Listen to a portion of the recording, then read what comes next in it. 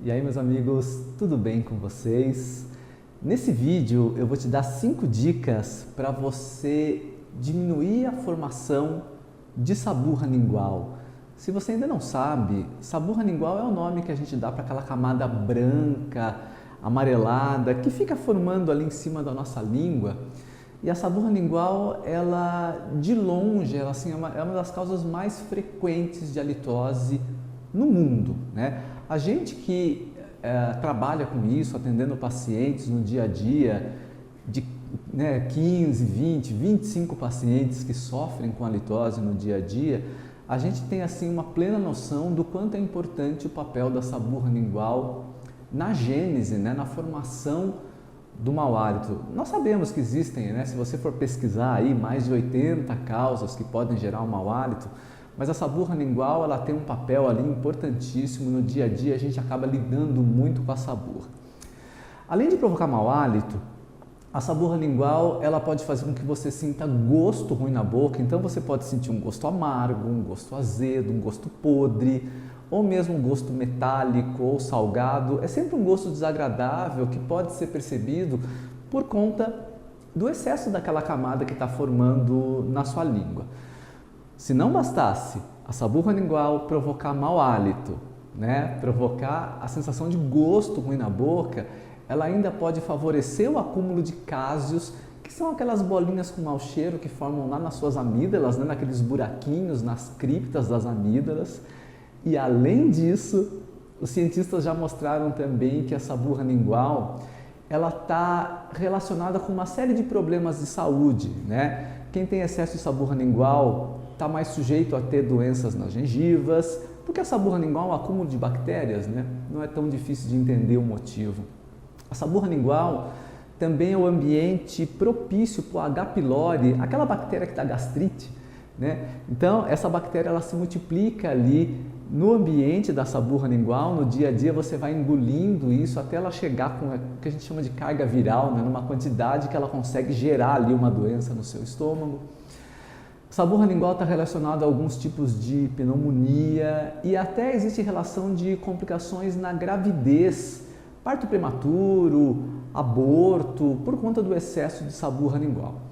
Bom, então já percebeu que saburra lingual é o que não presta, né, gente? Há um tempo atrás achava-se que a saburra era uma camada que protegia a sua língua e que deveria ter alguma função, mas na prática a gente sabe que saburra lingual é sujeira, né? Não vai trazer nada de bom para a tua vida e que, portanto, deve e precisa ser limpo.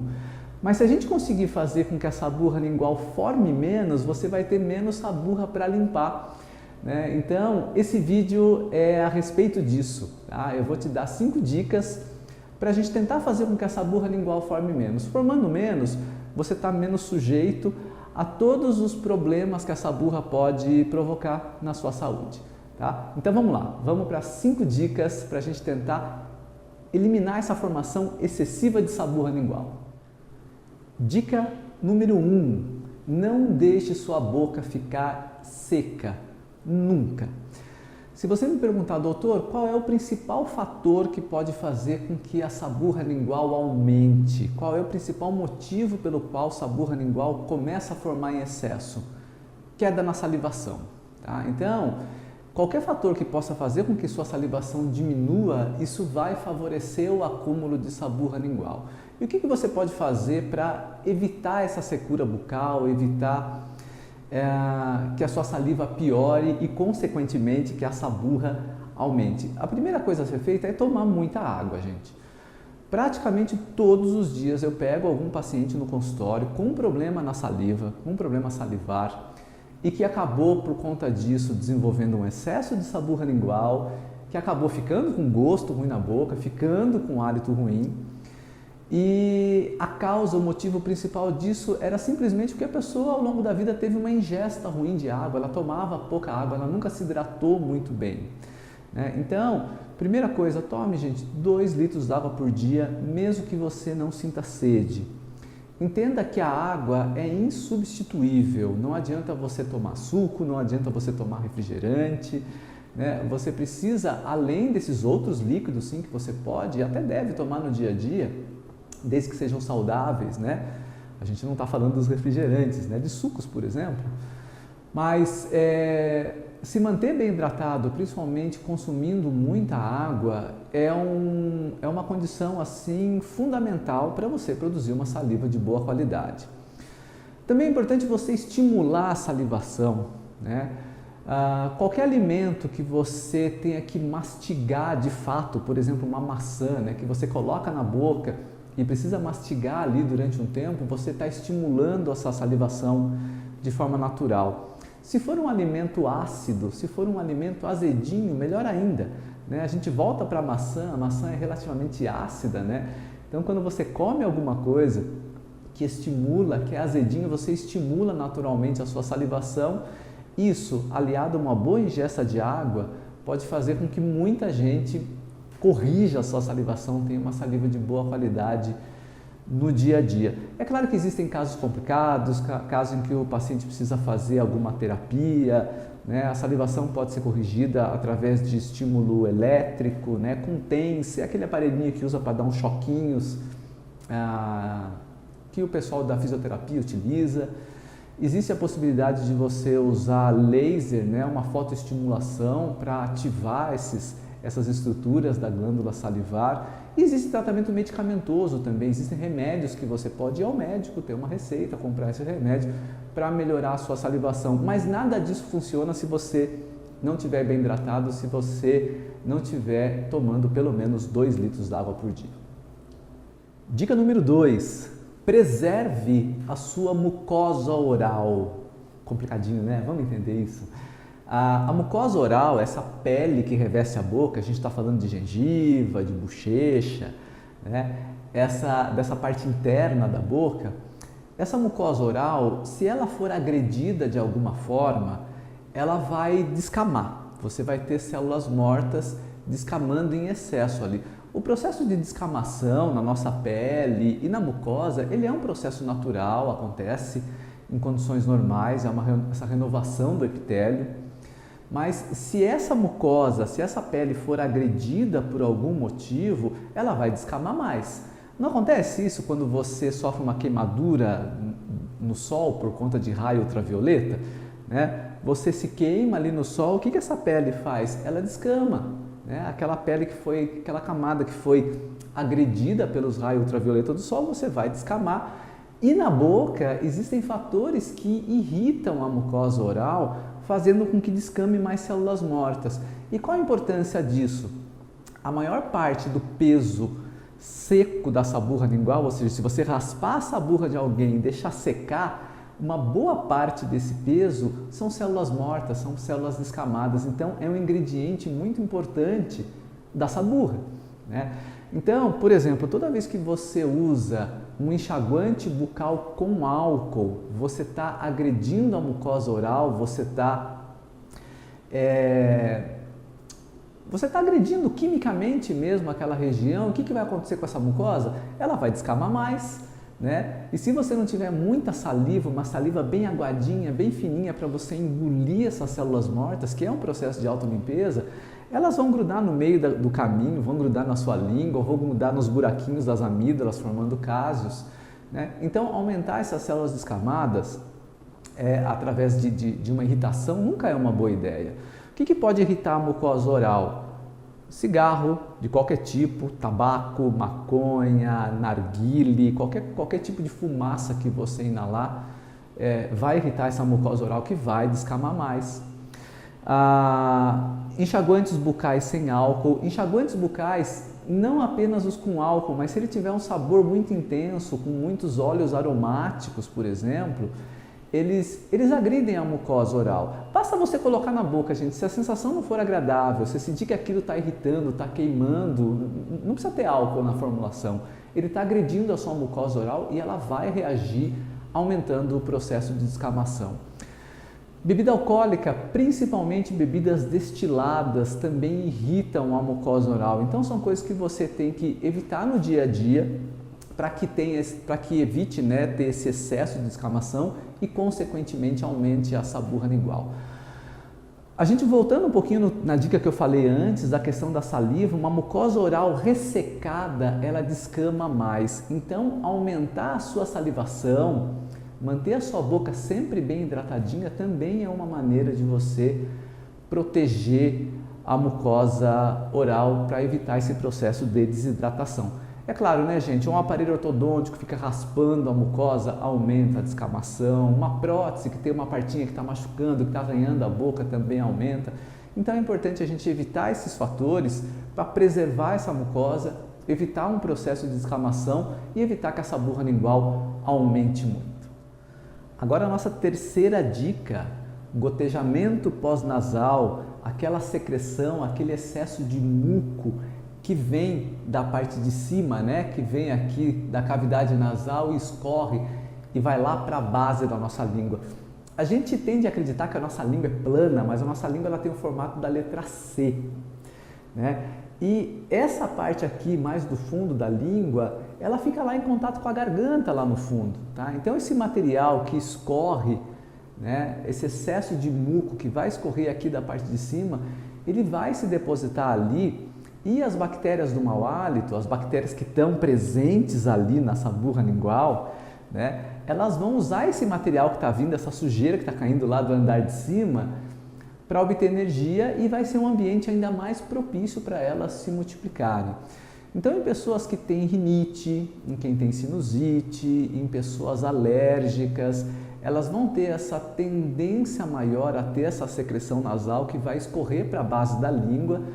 E esse material, ele vai fazer parte ali do peso dessa burra lingual mesmo, né? Então, se você tem rinite ou sinusite, ou você é muito alérgico, a gente tem que tentar evitar com que forme o excesso dessa secreção, né? É claro que a melhor escolha sempre é procurar um médico, né? Aí de preferência um otorrinolaringologista, né? Para identificar os fatores e, se possível, fazer um tratamento que resolva essas condições, mas algumas coisas são benéficas para todas as pessoas.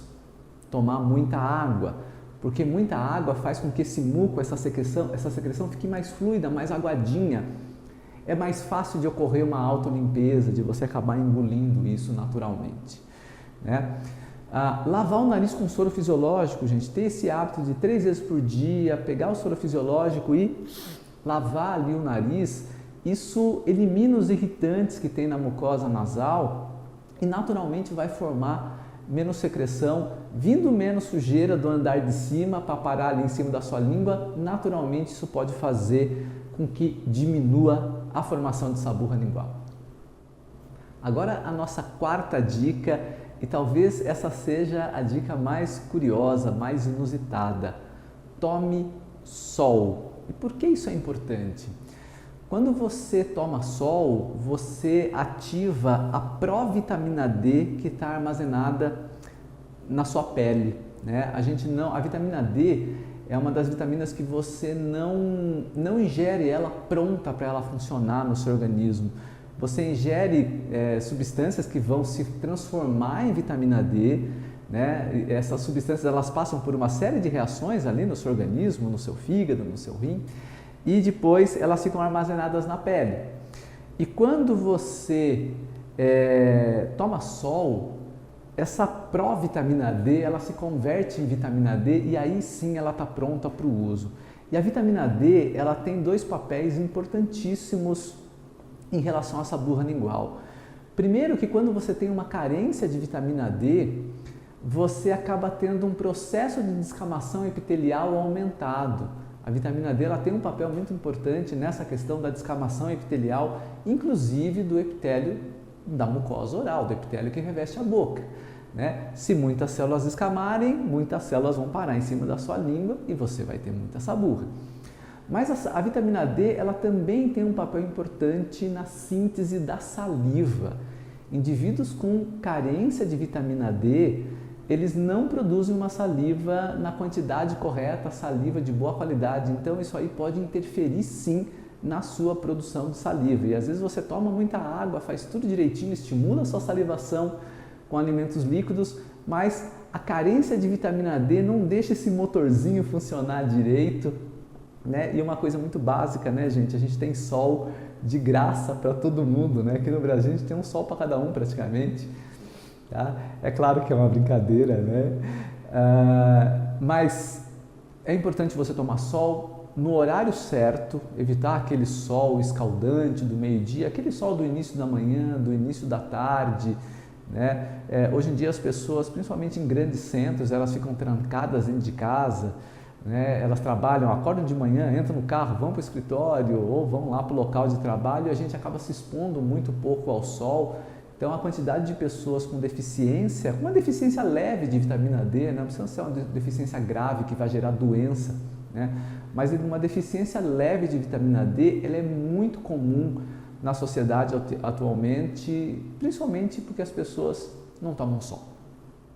Nossa quinta e última dica: limpe direito a sua língua. E por que isso é importante? Porque lembra que eu falei que uma boa parte do peso da saburra lingual são bactérias? Bactéria, gente, é um bicho que se reproduz, né? Então, se você pegar cada célula morta que tem ali grudadinha em cima da sua língua e olhar no microscópio, você vai encontrar pelo menos 100 bactérias aderidas a cada célula morta. Então, cada célula morta que vai grudando ali, você vai ter bactérias que vão se multiplicar e que vão aderindo ali, que vão usar aquela célula morta para obter energia. É a destruição dessas células pelas bactérias que acaba liberando o enxofre que compromete o nosso hálito. Por isso que essa saburra lingual é uma causa muito frequente de halitose crônica, né? Então, remover aquelas células mortas e remover as bactérias, você vai fazer com que sobrem menos bactérias para se multiplicar, né? Se você tiver 2, 3 bactérias, é claro que o número é muito maior, tá, gente? Mas se você tiver 2, 3 bactérias para multiplicar, vai levar menos tempo para você ter uma quantidade maior de bactérias do que se tiver sobrado 500. Né? Você imagina 500 bactérias se multiplicando e você imagina 5 bactérias se multiplicando. A diferença é muito grande. Então, limpar direito ajuda sim com o tempo a diminuir essa saburra lingual. Como que a gente não deve limpar a língua nunca? Com escova de dente. Tá? A escova de dente, eu lembro que antigamente, quando os limpadores de língua não eram muito populares como são hoje, né? Antigamente você ia na farmácia e não encontrava limpador de língua, né? No Oriente sempre foi muito comum, mas aqui no mundo ocidental era pouco comum. Eu tentava limpar minha língua com a escova, gente, me dava uma ânsia, me dava um nojo, que era uma coisa que eu até parei de fazer. Eu não dava conta de limpar, porque só de pensar em escovar já me dava uma certa repulsa. Depois inventaram essa parte de trás aqui da escova, colocaram algumas ranhuras, gente, de boa, isso aqui para mim não serve para nada, tá? É uma coisa que te engana, você acha que você limpa com essa parte, né, posterior da escova, mas os fabricantes que me desculpem, isso aqui, na minha opinião, é uma enganação, realmente não resolve. Então, a cerda, para ser boa, para escovar o seu dente sem agredir a gengiva, ela tem que ser mole, ela tem que ser macia. Se ela for macia demais, ela só vai empurrar essa saburra lingual de um lado para o outro. Então, você nunca vai ter uma escova que vai ser boa tanto para o dente quanto para a limpeza da sua língua. E a parte de trás, então, pelo amor de Deus, nem se comenta. No mercado a gente tem vários tipos, tá? Tem limpadores com cerdas, que eu só indico para quem tem a língua muito sensível mesmo, mas na minha opinião, os melhores limpadores são os raspadores de língua. São esses que têm arestas que você vai raspar a sua língua para eliminar aquela saburra que está aderida ali. Você tem esses aqui que tem formato fixo, não é o único que tem no mercado.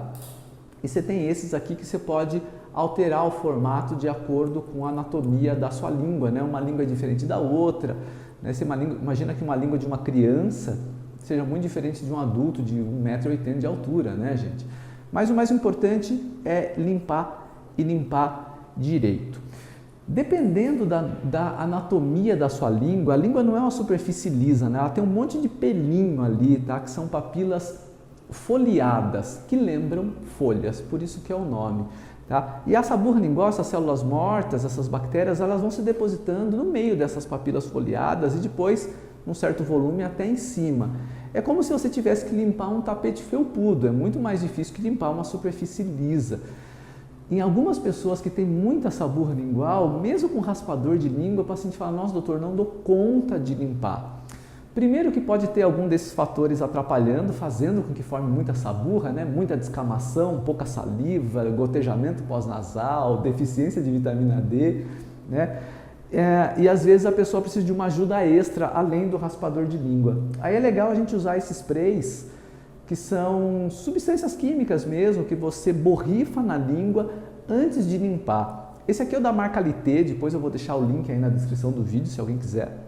Tá? Tem loja virtual para você comprar lá do fabricante deles. Você borrifa esse spray, o que ele faz? Ele solta essa camada, ele tem ação mucolítica. Essa saburra lingual, essas células mortas, elas estão todas grudadas ali por muco. Muco que pode ter vindo da cavidade nasal e muco da própria saliva. Nossa saliva tem uma substância que se chama mucina, que deixa a saliva um pouco mais grudenta, né? O que essas substâncias fazem?